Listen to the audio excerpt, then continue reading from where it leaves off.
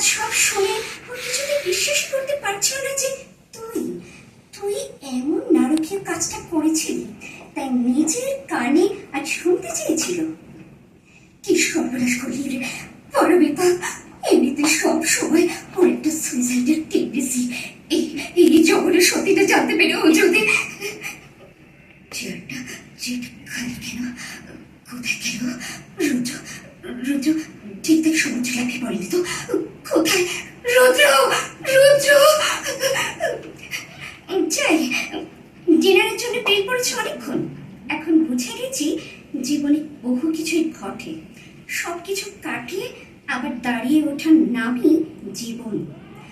আমার জীবনে তো তার প্রমাণ। তুই তুই পারবি, চেষ্টা কর। আমি বললাম, জীবনে কারোর জন্য আর থামতে ভুলে গেছি। তুই আয়, ফ্রি হলে আসি রে।